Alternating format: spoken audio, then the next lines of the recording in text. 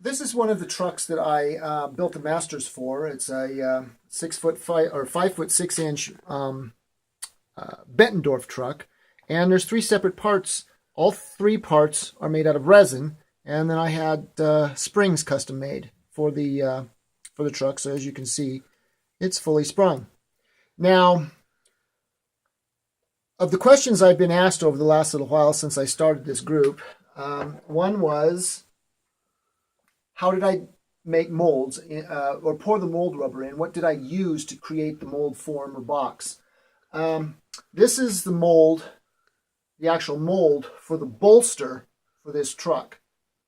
And this was poured into this.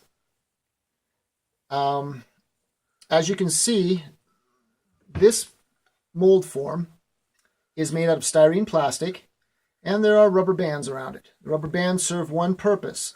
If you take them off,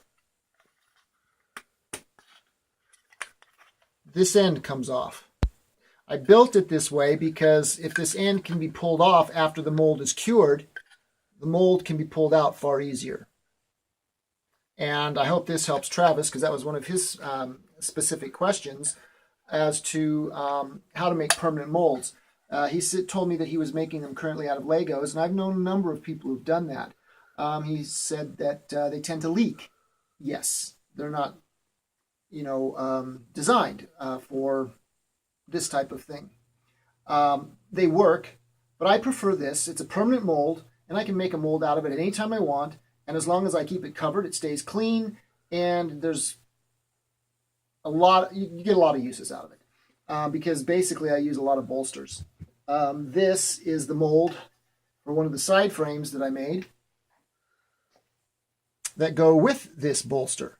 And as you can see, this one has the side instead of the end, which comes off. But once again, it's held on by rubber bands. Now, the last thing I'm going to show right now is those are for one-part molds. This, however, is for a two-part mold. I make a container which can come apart in two pieces. This half would be filled with a molding clay that doesn't have sulfur in it. You have to make sure that it doesn't have anything that will stop your resin from curing, and there are certain clays that will do that. This is then placed on, the master placed in here on top of the clay. You pour your top half. And, before you pour the resin in, the rubber, actually, I'll go over this a little bit more in the next video. The last thing I wanted to point out was if you look at this mold right here, there's an area along the edges which is recessed from the center, which when finished gives this mold this depressed area. Now, another question that I was asked was, how do I get the surface of this flat without having to sand it off a lot?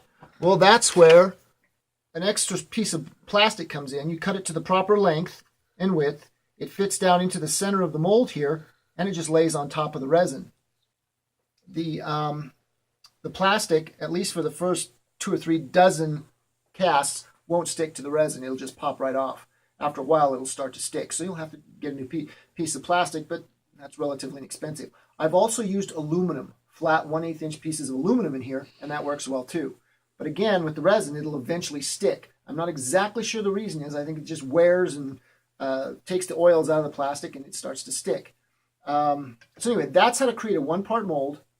If you have any questions, you're more than welcome to write and ask specific questions. And I'll go more over pouring resin into the mold at another time.